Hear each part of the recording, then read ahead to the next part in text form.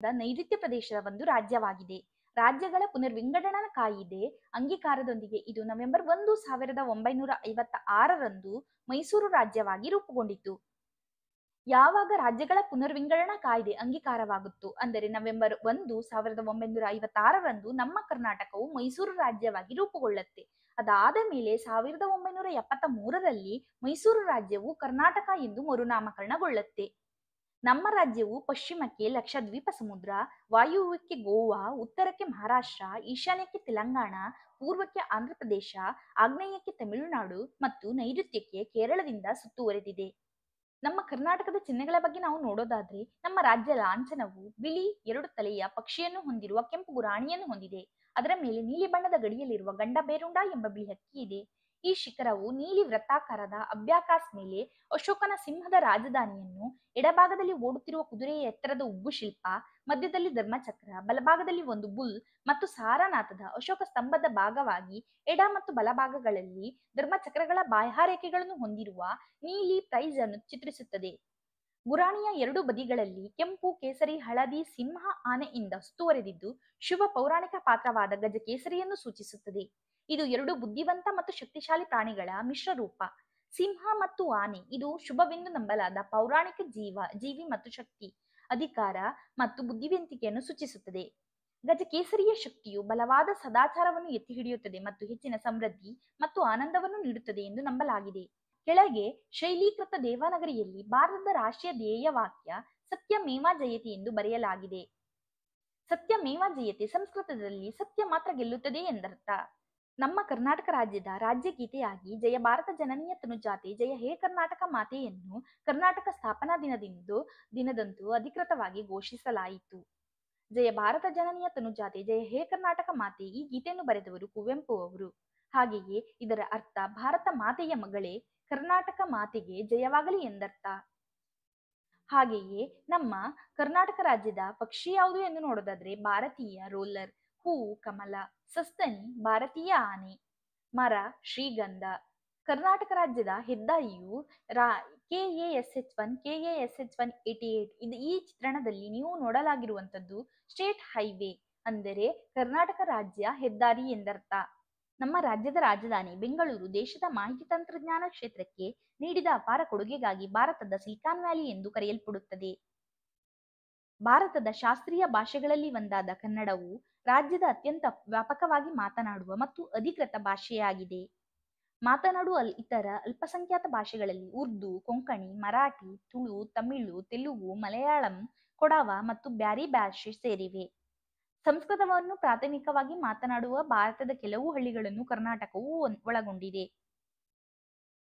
ನಮ್ಮ ದಕ್ಷಿಣ ಭಾರತದ ಕರ್ನಾಟಕ ರಾಜ್ಯವು 31 ಜಿಲ್ಲೆಗಳನ್ನು 4 ಆಡಳಿತ ವಿಭಾಗಗಳಾಗಿ ವಿಂಗಡಿಸಲಾಗಿದೆ. ಅಂದರೆ 4 ಆಡಳಿತ ವಿಭಾಗಗಳು ಯಾವುದು ಎಂದರೆ ಬೆಳಗಾವಿ, ಬೆಂಗಳೂರು, ಗುಲ್ಬರ್ಗ ಮತ್ತು ಮೈಸೂರು. ಭೌಗೋಳಿಕವಾಗಿ ರಾಜ್ಯವು 3 ಪ್ರಮುಖ ರೂಪಾಂತರಗಳನ್ನು ಹೊಂದಿದೆ. ಪಶ್ಚಿಮ ಕರಾವಳಿ ಪ್ರದೇಶ 1, ಪಶ್ಚಿಮ ಘಟ್ಟಗಳನ್ನು ಒಳಗೊಂಡಿರುವ ಗುಡ್ಡಗಾಡು ಪ್ರದೇಶ 2, ಹಾಗೆಯೇ ಡೆಕ್ಕನ್ ಪ್ರಸ್ಥಭೂಮಿಯ ಬಯಲು ಪ್ರದೇಶಗಳು 3. 4 ಆಡಳಿತ ವಿಭಾಗಗಳು ಹಾಗೆಯೇ ಅದರಲ್ಲಿ ಬರುವ 31 ಜಿಲ್ಲೆಗಳು ಯಾವುದು ಎನ್ನುವುದನ್ನು ನಾವು ತಿಳಿದುಕೊಳ್ಳೋಣ. ಬೆಳಗಾವಿ ವಿಭಾಗ, ಇದರಲ್ಲಿ ಬೆಳಗಾವಿ ಪ್ರಧಾನ ಕಚೇರಿಯಾಗಿರುತ್ತದೆ. ಹಾಗೆಯೇ ಬಾಗಲಕೋಟೆ, ಧಾರವಾಡ, ಗದಗ, ಹಾವೇರಿ, ಉತ್ತರ ಕನ್ನಡ, ವಿಜಯಪುರ ಈ ಜಿಲ್ಲೆಗಳು ಬೆಳಗಾವಿಯ ಅಡಿಯಲ್ಲಿ ಬರುವಂತವು. ಹಾಗೆ ಬೆಂಗಳೂರು ವಿಭಾಗದಲ್ಲಿ ಬೆಂಗಳೂರು ನಗರ ಇದು ಪ್ರಧಾನ ಕಚೇರಿಯಾಗಿರುತ್ತದೆ. ಬೆಂಗಳೂರು ಉತ್ತರ ದೊಡ್ಡಬಳ್ಳಾಪುರ, ಬೆಂಗಳೂರು ದಕ್ಷಿಣ ರಾಮನಗರ, ಚಿಕ್ಕಬಳ್ಳಾಪುರ, ಚಿತ್ರದುರ್ಗ, ದಾವಣಗೆರೆ, ಕೋಲಾರ, ಶಿವಮೊಗ್ಗ, ತುಮಕೂರು ಈ ಜಿಲ್ಲೆಗಳು ಬೆಂಗಳೂರು ನಗರದ ಪ್ರಧಾನ ಕಚೇರಿಯ ಅಡಿಯಲ್ಲಿಯೇ ಬರುತ್ತವೆ. ಕಲಬುರಗಿ ವಿಭಾಗ, ಕಲಬುರಗಿ ಇದು ಪ್ರಧಾನ ಕಚೇರಿಯಾಗಿರುತ್ತದೆ. ಹಾಗೆ ಇದರ ಅಡಿಯಲ್ಲಿ ಬಳ್ಳಾರಿ, ಬೀದರ್, ಕೊಪ್ಪಳ, ರಾಯಚೂರು, ವಿಜಯನಗರ, ಯಾದಗಿರಿ ಈ ಜಿಲ್ಲೆಗಳು ಕಲಬುರಗಿ ವಿಭಾಗದ ಅಡಿಯಲ್ಲಿ ಬರುತ್ತವೆ. ಮೈಸೂರು ವಿಭಾಗದ ಅಡಿಯಲ್ಲಿ ಮೈಸೂರು ಪ್ರಧಾನ ಕಚೇರಿಯಾಗಿರುತ್ತದೆ. ಚಾಮರಾಜನಗರ, ಚಿಕ್ಕಮಗಳೂರು, ದಕ್ಷಿಣ ಕನ್ನಡ, ಹಾಸನ, ಕೊಡಗು, ಮಂಡ್ಯ, ಉಡುಪಿ ಈ ಎಲ್ಲಾ ಜಿಲ್ಲೆಗಳು ಮೈಸೂರು ವಿಭಾಗದ ಅಡಿಯಲ್ಲಿ ಬರುತ್ತವೆ. ನಮ್ಮ ಕರ್ನಾಟಕ ರಾಜ್ಯದಲ್ಲಿ ಕೊಡಗು ಅತ್ಯಂತ ಕಡಿಮೆ ಜನರನ್ನು ಹೊಂದಿರುವ ಚಿಕ್ಕ ಜಿಲ್ಲೆಯಾಗಿದೆ.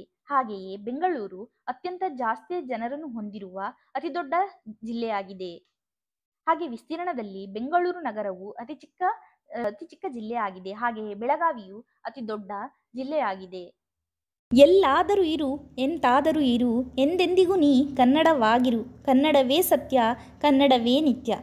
ಈ ಸಾಲುಗಳನ್ನು ಯಾರು ದೇಶವನ್ನು ಬಿಟ್ಟು ಬೇರೆ ಕಡೆ ಅಂದರೆ ಬೇರೆ ದೇಶದಲ್ಲಿ ನೆಲೆಸಿರ್ತಾರೋ ಅವರು ಖಂಡಿತವಾಗಿಯೂ ಈ ಸಾಲುಗಳನ್ನು ಮರೆಯಲು ಸಾಧ್ಯವೇ ಇಲ್ಲ. ಈ ಸಾಲುಗಳನ್ನು ನಾನು ನಮ್ಮ ದೇಶ ಬಿಟ್ಟು ದೇಶ ಬಂದು ನೆಲೆಸಿರುತ್ತಾರೆ ಅವರಿಗೆ ಮಾತ್ರ ಅಲ್ಲ, ಯಾರು ರಾಜ್ಯವನ್ನು ಬಿಟ್ಟು ಬೇರೆ ರಾಜ್ಯಗಳಿಗೆ ಹೋಗಿ ನೆಲೆಸಿರ್ತಾರಲ್ವ ಅವರಿಗೂ ಕೂಡ ಅಪ್ಲಿಕೇಬಲ್ ಆಗುತ್ತೆ. ಯಾಕಂದರೆ ಇದು ನನ್ನ ಖುದ್ದು ಎಕ್ಸ್ಪೀರಿಯನ್ಸನ್ನು ನಾನು ಹೇಳ್ತಿರುವಂಥದ್ದು. ನಾನು ಬೇರೆ ಕಡೆ ಇದ್ದಾಗ, ಬೇರೆ ಸ್ಟೇಟಲ್ಲಿ ಇದ್ದಾಗ, ಇವಾಗ ನಮ್ಮ ದೇಶವನ್ನೇ ಬಿಟ್ಟು ನಮ್ಮ ಬೇರೆ ದೇಶಕ್ಕೆ ಬಂದಿದ್ದಾಗ ಹೇಗಾಗ್ತಿದೆ ನಮ್ಮ ದೇಶ, ನಮ್ಮ ಜನರನ್ನು ನಾವು ನೋಡಿದಾಗ ಆಗುವಂಥ ಖುಷಿ ಏನು, ಅದನ್ನು ಯಾರಿಗೂ ಕೂಡ ಎಕ್ಸ್ಪ್ರೆಸ್ ಮಾಡೋದಕ್ಕಾಗೋದಿಲ್ಲ. ಹೇಳಿದರೂ ಕೂಡ ನಿಮಗೆ ಹೇಳ್ಬೋದು ಹೀಗಾಗುತ್ತಾ ಅಂತ ಅಂದ್ಕೊಳ್ಬೋದು, ಬಟ್ ಅದನ್ನು ಎಕ್ಸ್ಪೀರಿಯನ್ಸ್ ಮಾಡಿದಾಗಲೇ ಮಾತ್ರ ಗೊತ್ತಾಗುತ್ತೆ. ನಾನು ಅಷ್ಟೇ ಇಲ್ಲಿ ನಮ್ಮ ದೇವಸ್ಥಾನಗಳಿಗೆಲ್ಲ ಹೋದಾಗ, ನಮ್ಮ ದೇವಸ್ಥಾನ ಅಂದರೆ ನಮ್ಮದು ಇಂಡಿಯನ್ಸಿದೇ ಆಗಿರುತ್ತೆ, ಓಕೆ, ನಮ್ಮ ಭಾರತದವರಿದೇ ಆಗಿರುತ್ತೆ. ಹಾಗೆ ಭಾರತದವರೆಲ್ಲ ಬರ್ತಾರೆ ಅಲ್ಲಿಗೆ, ಗೊತ್ತು ಎಲ್ಲ ಬರುವವರೆಲ್ಲ ಭಾರತದವರೇ ಆಗಿರ್ತಾರೆ ಅಂತ. ಇಂಡಿಯನ್ಸ್ ಆದರೂ ಕೂಡ ನಾವು ಯಾವಾಗ ನಮ್ಮ ಕಿವಿ ಹೇಗಿರುತ್ತೆ ಅಂದರೆ ಯಾರಾದರೂ ಕನ್ನಡದವ್ರು ಕನ್ನಡದಲ್ಲಿ ಮಾತಾಡಿದರೆ ಕನ್ನಡದವರಿದ್ದಾರೆ, ಇವರು ಯಾವ ಸ್ಲ್ಯಾಂಗಲ್ಲಿ ಬೇಕಾದರೂ ಮಾತಾಡಲಿ, ನಮಗೇನು ಬೇಜಾರಾಗಲ್ಲ. ಅವ್ರು ಯಾವುದೂ ಸ್ಲ್ಯಾಂಗ್ ಮಾತಾಡಿದರು, ಉತ್ತರ ಕರ್ನಾಟಕದವರಾಗಿರಲಿ, ಇಲ್ಲ ಮಂಗಳೂರು, ಉಡುಪಿ, ಮಂಡ್ಯ, ಬೆಂಗಳೂರು, ಯಾವ ಸ್ಲ್ಯಾಂಗಲ್ಲಾದರೂ ಮಾತಾಡಲಿ, ಆವಾಗ ನಮಗೆ ಒಂದು ಖುಷಿ, ಕನ್ನಡದವ್ರು ಅನ್ನೋದು ಮಾತ್ರ ಖುಷಿ. ಹೋಗಿ ಮಾತಾಡ್ಸೋದೆ, ಅದು ನಾನಂತಲ್ಲ, ಬೇರೆ ಎಲ್ಲರೂ ಹಾಗೆ ಮಾಡ್ತಾರೆ. ಕನ್ನಡ ಮಾತಾಡ್ತಿದ್ರೆ ಹೋಗಿ ಫಸ್ಟ್ ಕೇಳೋದು ನೀವು ಕನ್ನಡದವರಾ ಅಂತ ಕೇಳೋದು. ಅವರು ಹೌದು ಅಂತ ಅವರಿಂದ ಆನ್ಸರ್ ಬಂದರೆ ನೀವು ಎಲ್ಲಿಯವರು, ನೀವು ಯಾವಾಗ ಇಲ್ಲಿಗೆ ಬಂದಿದ್ದು, ಯಾವಾಗಿಂದ ಇಲ್ಲೇ ಇದ್ದೀರಾ, ನೀವು ಊರಿಗೆ ಯಾವಾಗ ಹೋಗ್ತೀರಾ, ಇದನ್ನೇ ಕೇಳೋದು ಎಲ್ಲರೂ ಕೂಡ. ಹಾಗೆ ನಂಬರ್ ಎಕ್ಸ್ಚೇಂಜ್ ಆಗುತ್ತೆ, ನಂಬರ್ ಸೇವ್ ಆಗುತ್ತೆ. ಆಮೇಲೆ ಅವ್ರ ಮನೆಯವರು ನಮ್ಮ ಮನೆಯವರು ಬರೋದು, ನಾವು ಅವ್ರ ಮನೆಗೆ ಹೋಗೋದು, ಹೀಗೆ ಆಗುತ್ತೆ. ಇದು ಎಲ್ಲ ಕಡೆ ನಡೆಯುವಂಥದ್ದು. ಇದು ನಮ್ಮ ರಾಜ್ಯ ಅಂತಲ್ಲ, ಬೇರೆ ಎಲ್ಲ ರಾಜ್ಯದವರು ಕೂಡ ಹೀಗೆ ಮಾಡ್ತಿರ್ತಾರೆ, ನಾನು ನೋಡಿದ್ದೀನಿ. ಆದರೆ ನಮ್ಮವರು ಅನ್ನೋ ಖುಷಿ ಇದೆಯಲ್ಲ, ಇಲ್ಲಿಗೆ ಬಂದಾಗಲೇ ಗೊತ್ತಾಗೋದು ಜಾಸ್ತಿ. ಹಾಗಾಗಿ ನಾನು ಈ ಲೈನನ್ನು ಯಾವಾಗಲೂ ನಾನು ಅಂದ್ಕೊಳ್ಳೋದು, ಇದೊಂದು ಲೈನ್ ನನ್ನ ಮನಸ್ಸಿಗೆ ಯಾವಾಗಲೂ ತಟ್ತಿರೋದು. ಎಲ್ಲಾದರೂ ಇರು ಎಂತಾದರೂ ಇರು ಎಂದೆಂದಿಗೂ ನೀ ಕನ್ನಡವಾಗಿರು, ಕನ್ನಡವೇ ಸತ್ಯ ಕನ್ನಡವೇ ನಿತ್ಯ. ನೀವಿವಾಗ ಬೇರೆ ಯಾವ ಲ್ಯಾಂಗ್ವೇಜಲ್ಲಿ ಬೇಕಾದರೂ ಮಾತಾಡಿ, ಅಲ್ಲಿ ಬಂದಿರುವವರು ಭಾರತದವರೇ ಆಗಿದ್ದರೂ ಕೂಡ ನೀವು ಅಲ್ಲಿ ಹೋಗಿ ಅವ್ರ ಜೊತೆ ಮಾತಾಡುವಾಗ ಕಮ್ಯುನಿಕೇಷನ್ ಏನಿರುತ್ತೆ, ನಾವು ಇಂಗ್ಲೀಷಲ್ಲಿ ಮಾತಾಡಲಿ, ಹಿಂದಿಯಲ್ಲಿ ಮಾತಾಡಲಿ, ಅಥವಾ ಬೇರೆ ಲ್ಯಾಂಗ್ವೇಜಲ್ಲೇ ಮಾತಾಡಲಿ, ಆದರೆ ಆ ಮಾತಾಡುವಾಗ ಕಮ್ಯುನಿಕೇಷನ್ ಗ್ಯಾಪ್ ಆಗಿಬಿಡುತ್ತೆ. ನಮ್ಮ ಕಮ್ಯುನಿಕೇಷನ್ ಏನಾಗುತ್ತೆ, ನಾವು ಮಾತಾಡುವಾಗ ಒಂಥರ ಸೆಂಟಿಮೆಂಟ್ ಅದೆಲ್ಲ ಬರೋದಿಲ್ಲ.